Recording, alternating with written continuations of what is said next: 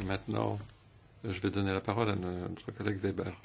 Je veux féliciter moi aussi notre collègue Patriciello pour son excellent travail, mais je souhaiterais renforcer les conclusions de son rapport, notamment en ce qui concerne le programme GMES, ce que je ferai moi aussi par voie d'amendement. Nous savons que GMES entre dans sa phase opérationnelle, cette phase au cours de laquelle les risques financiers sont limités par rapport à ceux qui peuvent être encourus dans la phase de développement. Les coûts dans cette phase seront donc bien maintenus sous contrôle.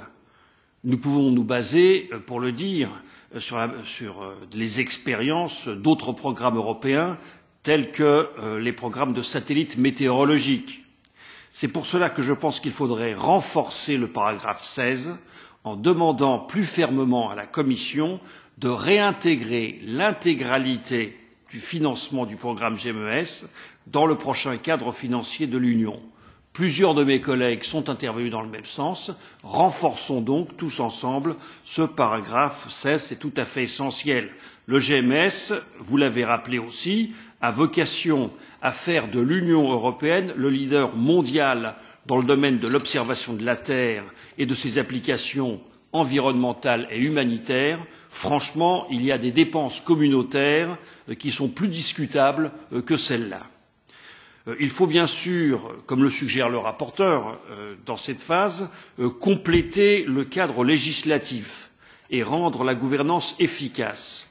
Je suggère que l'on fasse le meilleur usage possible de l'expertise des actuelles entités européennes qui y travaillent, qu'elles soient publiques ou qu'elles soient privées.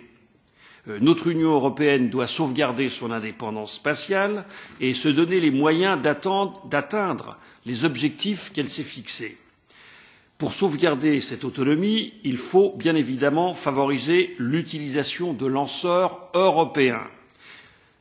Il est indispensable à mes yeux que la Commission fasse au plus vite des propositions concrètes pour établir la stratégie appropriée dans le secteur des lanceurs.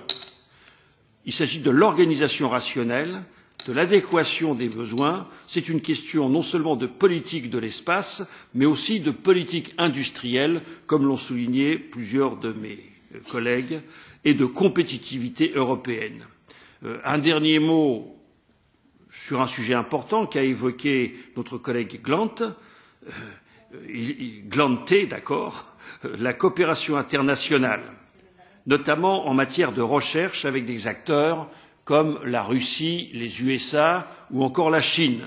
Cette coopération est hautement souhaitable, mais elle doit s'effectuer sur la base du respect du principe de réciprocité. Aujourd'hui, les marchés institutionnels de ces pays sont complètement fermés aux industries étrangères, y compris évidemment aux industries européennes.